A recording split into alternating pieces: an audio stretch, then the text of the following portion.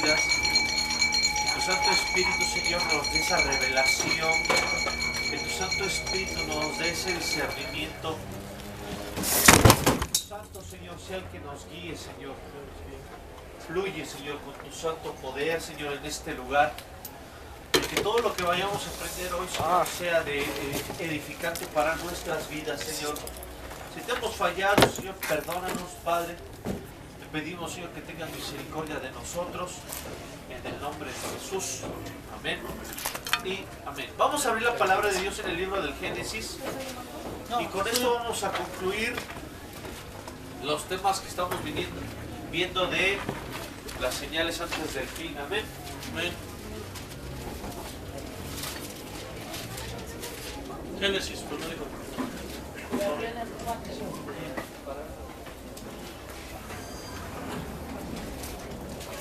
¿Ya lo tienen? Génesis, yo les digo dónde. Génesis capítulo 4, versículo 16. Cuando lo tengamos decimos amén.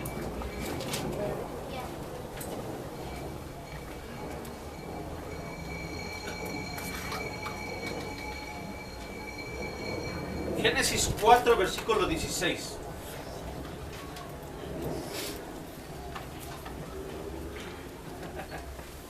¿Ya lo tenemos? Dice, y salió Caín de la presencia del Señor y se estableció en la tierra de Nod, al oriente del Edén.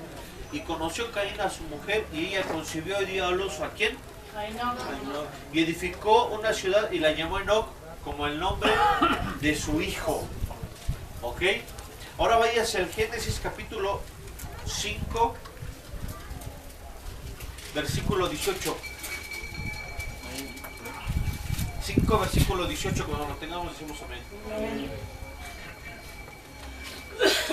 ¿Ya? Y Yared vivió 162 años. ¿Y qué dice? Y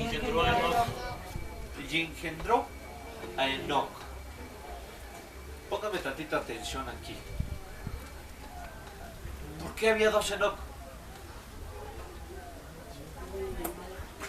Exactamente, había uno bueno y había uno malo. Uno era del linaje de Caín y el otro era del linaje de Set.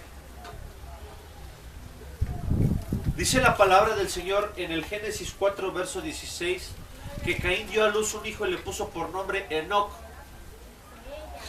Y cuando dice que le puso el nombre de Enoc, dice que edificó una ciudad y la llamó Enoc como el nombre de su hijo. Y el otro hijo, o sea, el hijo de Set, por medio de Yared, dice que él caminó con Dios. Y después de eso, se lo llevó. Esta es una figura de los acontecimientos que están sucediendo ahora. Enoc representa al hombre arrebatado por Dios. Y el Enoc de Caín representa la apostasía que se avecina. Entonces, ¿cómo lo confirmo? Dice la palabra de Dios que no va a venir el Señor antes de que se aparezca ¿qué? La apostasía. ¿Qué es la apostasía? Alejarse de Dios. Buscar otros dioses. ¿Qué es apostasía? Dejar de creer. ¿Qué es apostasía? Como hablan, qué bárbaras. Tranquila, ¿Cómo? Ser. Con T. Con T. Les hablo. ¿Qué es apostasía? Según el diccionario Strong es un divorcio. Dice que algunos apostataron de la fe, escuchando espíritus engañadores. ¿Verdad? Entonces, quiere decir que la apostasía es divorciarse del esposo. Nosotros estamos esperando al esposo. Pero cuando nos divorciamos es cuando dejamos de creer en su venida. Cuando dejamos de creer en su palabra. Cuando dejamos de aceptar sus bendiciones y empezamos a buscar nuestras propias bendiciones. Eso es Enoc. En la apostasía, el hijo de Caín. Entonces hay dos Enoc. Hay dos Enoc. Entonces cuando yo veo esto, veo esa figura que estamos aprendiendo del arrebatamiento, esa figura que estamos aprendiendo de la venida del Señor. Ahorita las señales ya están. Mucha gente está preocupada, lo hemos dicho en todos estos temas. Está preocupada. ¿En qué estaba preocupada? A ver qué dijimos. Ajá, ¿qué más? Beber. ¿Qué más?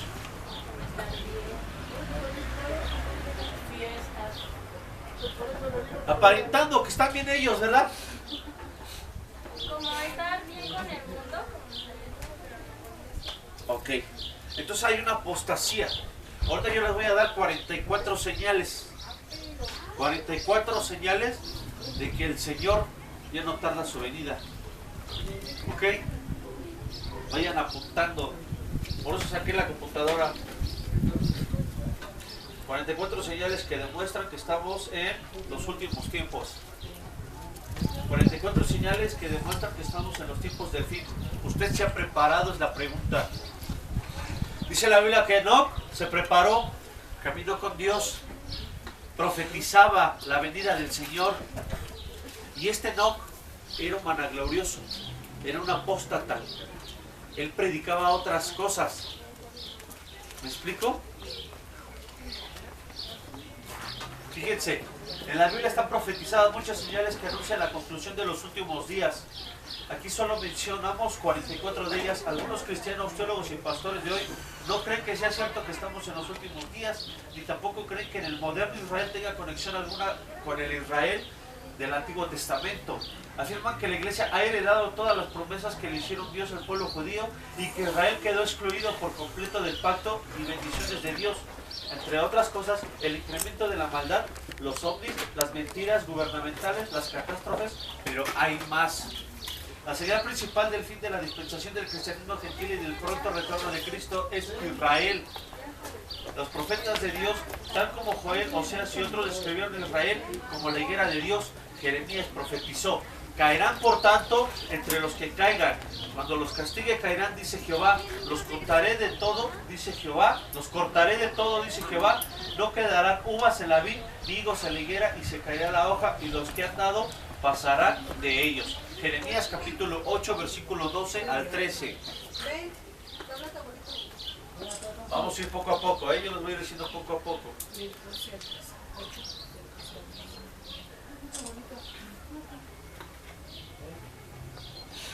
Ahí les va. Para que la profecía de Jeremías pudiera cumplirse literalmente, Jesús maldijo la higuera. Y viendo la higuera cerca del camino, vino a ella y no halló nada en ella, sino hojas solamente, y le dijo: nunca jamás nazca de ti fruto. Y luego se secó la higuera. Viendo esto, los discípulos decían maravillados: ¿cómo es que se secó enseguida la higuera? Israel, como la higuera, dejó de existir como nación. Pero Jesús también dijo que el renacimiento de la higuera sería la señal más evidente de la cercanía de su retorno. De la higuera aprended la parábola: cuando ya su rama esté tierna y brotan las hojas, sabéis que es el verano, que el verano está cerca. Así también vosotros, cuando veáis todas las cosas, conoced que está cerca a las puertas. El Señor Jesucristo indicó que el cumplimiento de esta y muchas otras señales simultáneamente anunciarían la proximidad de su retorno.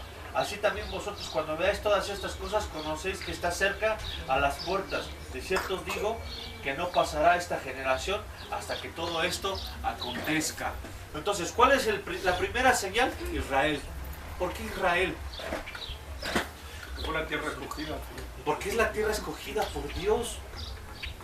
Entonces nosotros como cristianos, hay gente, como lo dice aquí, que hay pastores, hay iglesias cristianas que dicen que los judíos ya no tienen nada que ver con Dios.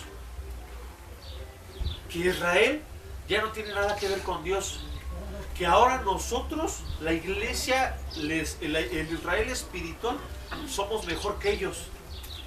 Pero Pablo afirma, dice: ustedes, nosotros, hablando de los gentiles, dice: ustedes fueron injertados en la rama del olivo. Y así como las injertó, no siendo fruto de del olivo, así los puede desarraigar. Entonces, ¿por qué Israel? Miren, Israel debe de ser muy importante porque es el reloj de Dios para nosotros. Todo lo que pasa en Israel, nosotros debemos de estar atentos. En Israel hay gente que quiere hacer la paz con Israel. Hay quien quiere que haya paz en Israel.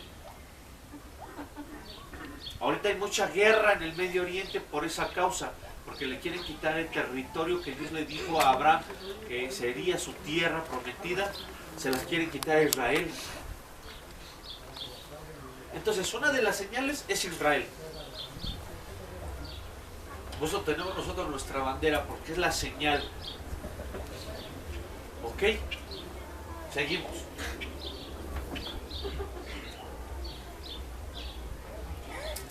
Por consiguiente, siendo Israel el punto más importante en el cumplimiento de la profecía de los últimos días, a continuación voy a enumerar primero las señales más importantes relacionadas con Israel y luego todas estas otras, que indican que el fin de la edad de la iglesia y el comienzo de la era mesiánica, el milenio, está cerca a las puertas. Punto número 1.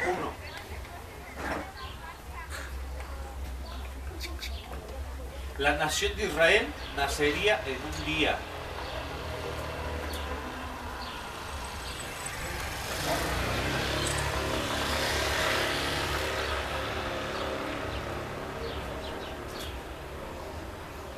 ¿Quién oyó cosa semejante?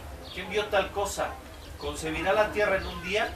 ¿Nacerá una nación de una vez? Pues en cuanto Sión estuvo de parto, dio a luz a sus hijos. Isaías capítulo 66, versículo 8. Isaías 66, versículo 8.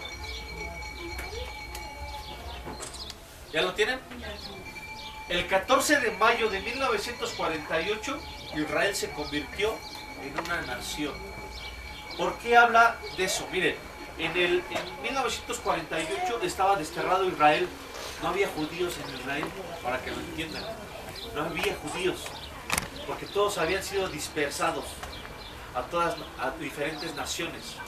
Entonces, en 1948 se hace la guerra de los 6 días, cuando Israel retoma su nación otra vez. Entonces, en 6 días retomó otra vez Israel su nación y volvió a ser una nación por medio de la ONU. En la ONU no existía la nación Israel.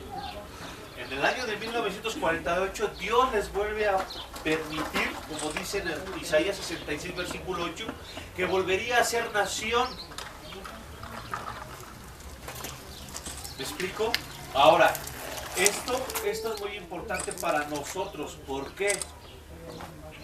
Porque se cumple lo que dice el Salmo. Cuando el Señor hiciere volver la cautividad, ¿qué dice? La hemos cantado. Nuestra boca se llenará de risa, nuestra lengua de alabanza, y entonces dirán las naciones, grandes cosas ha hecho el Señor con ellos. Me gozaré, me ¿Me gozaré. explico? Entonces Israel volvió a ser una nación. Esa es la primera señal que tenemos que tener en cuenta, que Israel es una nación. No están dispersados, es una nación. Si ustedes analizan, ustedes métanse en internet y dicen que hay 12 tribus. Es más, en la Biblia lo dice. Hay 12 tribus. Judá, Simeón, Leví, Isaacar, Neftalí, Zabulón, Rubén, José, todas esas 12 tribus. Y la otra vez yo le enseñaba a mi hermano Alberto, le digo, es tanta señal que Dios nos está dando para nosotros como el pueblo gentil de Dios, que Dios está dándonos esas señales. Fíjate cuáles señales son las que nos está dando. Y le puse, mira, la tribu de Manasés está regresando a Israel. Búsquenlo. ¿Y sabes de dónde viene la tribu de Manasés? ¿De dónde te enseñé? De Filipinas, ¿no? Y todos lo recibieron. O sea, allí tiene que tener su linaje bien escrito, ¿no? Desde las 12 tribus. Y ellos representan la tribu de Manasés. Ahorita se está levantando la tribu de Leví otra vez. Están buscando a levitas para el próximo templo que se va a hacer, el tercer templo de Israel, que ya no hay templo. Se están haciendo otra vez los vestuarios sacerdotales, las arpas, el altar, el lugar santísimo, el lugar santo. Se va a hacer todo eso, pero eso tiene que pasar porque va a venir primero la apostasía. Esa apostasía se va a sentar en el lugar santo y se proclamará Dios mismo. Estamos hablando del anticristo. Tiene que venir primero el anticristo, tiene que venir primero la apostasía para que el Señor nos arrebate. Porque nosotros no nos va a arrebatar el Señor cuando no venga. Nos va a arrebatar en medio de esa tribulación que se va a venir a la tierra. ¿Amén? ¿Cuántos dicen amén? Amén. 2. Los judíos regresarían a su patria.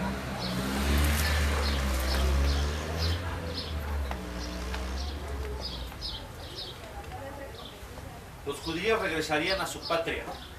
Ya si ustedes lo quieren, ya se los puedo sacar en copias y todo. ¿Ok? Dice, asimismo acontecerá en aquel tiempo que Jehová alzará otra vez su voz, alzará otra vez su mano para recobrar el remanente de su pueblo que aún quede en Asiria, Egipto, Patros, Etiopía, Elam, Sinar y Hamat y en las costas del mar. Y levantará pendón de las naciones y juntará a los desterrados de Israel y reunirá a los esparcidos de Jehová de los cuatro confines de la tierra. Isaías capítulo 11, versículo 11 y 12. Isaías 11, versículo 11 y 12. Amén. Ya son más de 6 millones de judíos en Israel. Nunca ningún pueblo que había estado disperso por casi 2 milenios ha retomado a su patria proveniente desde los 4 puntos cardinales. Sin embargo, nosotros hemos visto el cumplimiento de esta profecía en Isaías 43, versículos 5 y 6.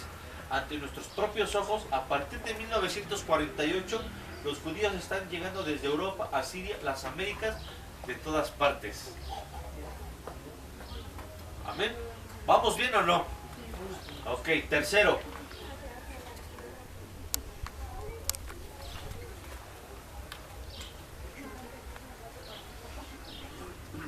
¿Vamos bien? Ok, el territorio de Israel en un tiempo estuvo desolado.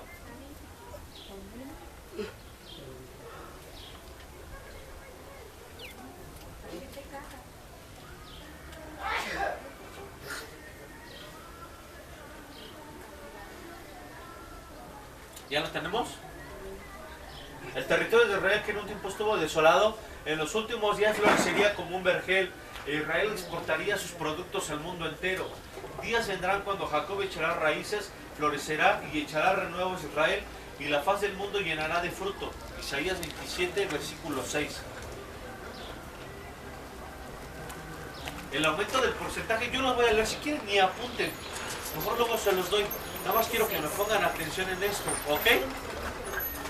Dice, el aumento del porcentaje de la lluvia en Israel, además de la tecnología desarrollada por sus científicos para la irrigación, han hecho florecer el desierto. Según la página de internet Hechos acerca de Israel, sus exportaciones anuales de frutas y verduras suman un valor de $800 millones, mientras que la de las flores y plantas ornamentales, $200 millones. Métanse en el internet y busquen Israel antes de 1948. Cuando ustedes vean Israel antes de 1948, Israel era desierto. Ya no había producción. Entonces se cumple la profecía que dice que regresaría y florecería y sería como un vergel y sería fértil la tierra. Entonces Dios cumple sus promesas, las cumple. Entonces, ellos cuando retomaron la nación de Israel, ¿qué pasó? Volvió a fructificar. Y todo lo que exportan ellos, uno lo tiene al alcance de la mano ahorita. La tecnología viene de ellos.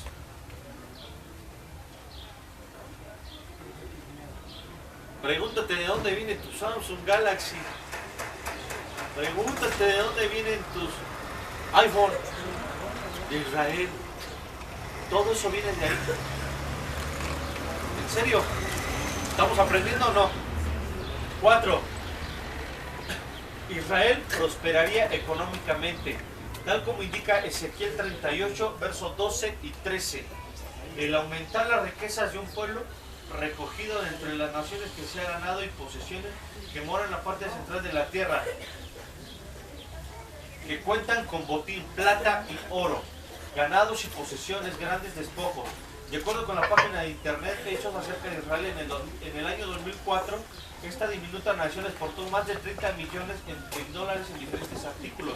En contraste, su vecino Jordania exportó menos de 3.000 millones de ese mismo periodo de tiempo. Esto era algo inconcebible hace algunos años. La otra vez Alberto me preguntaba de la vaca roja. ¿Te acuerdas de la vaca roja? La vaca roja ya estaba extinguida. Extinta.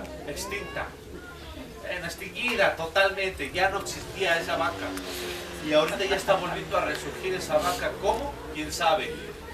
Esa vaca se utilizaba para el holocausto. Esa vaca se utilizaba para el holocausto en el altar, para ofrecer el sacrificio. Entonces, todo eso, ¿cómo es posible que Israel vuelva a retomar su lugar de nacimiento y vuelven a resurgir muchas cosas? Estas son señales, amén. Les voy a hablar de señales. La restauración del idioma hebreo. Dice la Escritura: en aquel tiempo devolveré yo a los pueblos pureza de labios, para que todos invoquen el nombre de Jehová, para que le sirvan de común consentimiento. En 1982, bajo el liderazgo de Eliezer ben Yehudá, se decidió que el hebreo debía ser el idioma oficial del retorno. Como los judíos llegaron hablando lenguas y dialectos diferentes, tuvieron que asistir a las escuelas para aprender hebreo.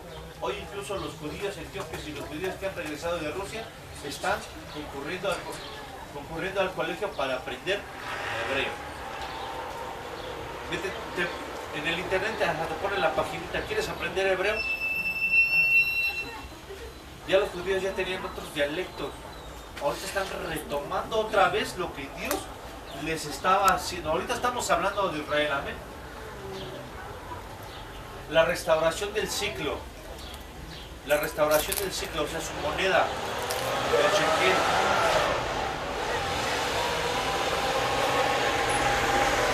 Moneda utilizada antes de Cristo. Dijo el profeta Ezequiel: y el ciclo será de 20 jeras. Esta será ofrenda que ofreceréis. Todo el pueblo de la tierra estará obligado a dar esta ofrenda para el príncipe de Israel. El ciclo, como la unidad monetaria de intercambio, tenía que ser restaurado para que los israelitas pudieran darle la ofrenda apropiada al Mesías en el templo durante el milenio. En 1980, el Senet, el Parlamento de Israel, restauró el ciclo como la moneda oficial de intercambio de Israel. Fíjate, cómo Dios, por eso les estoy dando esto, cómo Dios ya había hablado de eso en la palabra. ¿Y en qué año se empezó a restaurar todas las cosas? En los últimos tiempos.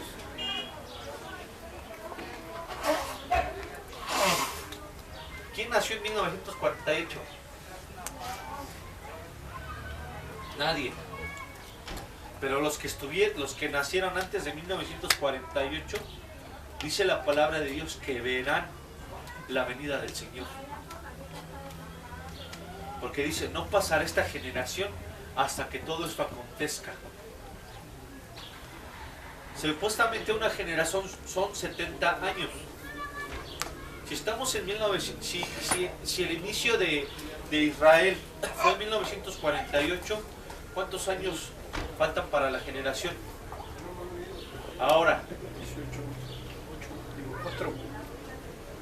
4. ¿Cuántos? A ver, hagan sus cuentas. 1948 más 70 años. 48 más 70.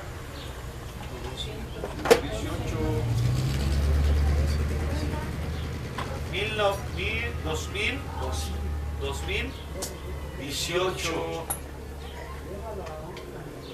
Tiene que pasar la generación. O sea que sería de 1948 hasta el 2018. Yo no estoy poniendo fechas de que ya va a venir Cristo.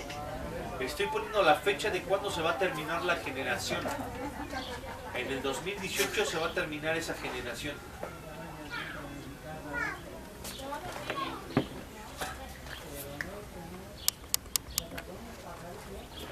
el conflicto por Jerusalén, número 7. No, y ahorita que empiecen les empiece a poner las señales más, vamos a terminar hasta por donde podamos, ¿sabes? El conflicto por Jerusalén. Dijo Dios por medio de Zacarías: he aquí yo pongo a Jerusalén por copa que hará temblar a todos los pueblos alrededor de Judá en el sitio contra Jerusalén. Desde 1967, la Jerusalén bíblica, en donde está localizado el monte del templo, ha sido tema de controversia para todos los miembros de la Organización de las Naciones Unidas. Jerusalén es una ciudad pequeña, sin recursos naturales, puertos ni industrias significativas. Sin embargo, 476 resoluciones aprobadas por las Naciones Unidas reiteran que el reclamo de Israel por la posición de Jerusalén es nulo, carece de validez. Los árabes lo codician, el Vaticano la considera su propiedad y desea internacionalizarla. Tal como profetizaría Zacarías, Jerusalén es un problema para todas las naciones. Métanse, les estoy dando páginas para que se metan y busquen. Hay una página que se llama Acontecer Cristiano y ahí habla de un líder musulmán. Ustedes saben que los musulmanes no quieren a los judíos, ¿verdad? No quieren a los judíos. Sabemos que es la guerra de Jacob ¿con quién? Con Ismael. Ismael con Isaac y Jacob con Esaú. Esa es la guerra de los musulmanes. Y me metí hacia la acontecer y dice que el líder musulmán declaró esto: Israel no es de nadie más que de Israel, porque Dios se las prometió a ellos. Fíjate cómo están las señales en el punto clímax ya. Cómo un musulmán, el líder de una región muy importante, está aceptando que Israel es dueño de esa tierra. Les hablo. Los musulmanes tienen un conflicto porque al lado de donde estaba el templo de Jerusalén está la Meca, está la piedra del domo, a donde los musulmanes van a adorar por 40 días y le dan giros a la roca, donde está la cúpula de oro. Esa es de los musulmanes. Entonces es un problema, Israel es un problema, porque todos la codician, porque es una tierra fértil. Amén. Vamos a empezar con los señales más chidas. Amén. Magog, Rusia, que viene siendo Rusia, surgirá como una potencia militar en preparación para su invasión a Israel. Hijo de hombre, pon tu rostro contra Gog en tierra de Magog, príncipe soberano de Mesec y Tubal, y profetiza contra él y di: así ha dicho Jehová el Señor: he aquí yo estoy contra ti, oh Gog, príncipe soberano de Mesec y Tubal, y te quebrantaré y pondré garfios en tus bajadas, y te sacaré a ti y a todo tu ejército caballos, jinetes, en todos equipados para multitud con perversos escudos, teniendo todos ellos espadas. Rusia no estará sola en esta invasión, sino que la acompañarán muchos pueblos, todos ellos musulmanes. En febrero de 1991, 283 científicos de la antigua Unión Soviética, expertos en armas nucleares y misiles, se trasladaron a Irán y lo han estado ayudando desde entonces en la consecución y fabricación de armas nucleares. Rusia se ha vuelto una potente tan poderosa que Estados Unidos le está temiendo. Antes decía a Estados Unidos esto: quiero que saques a tu ejército de esta ciudad, porque si no te voy a atacar. Y la gente decía, retrocedía lo que decía Estados Unidos. Ahorita, ¿quién está enterado de los problemas que están pasando en Ucrania? En Ucrania se hizo una revolución civil dentro. Expulsaron al presidente de Ucrania. Y Rusia está metiendo ejército a Ucrania. Y ves en el periódico, dice, porque está resguardando sus prioridades Rusia. Estados Unidos ya mandó una alerta: saca a tu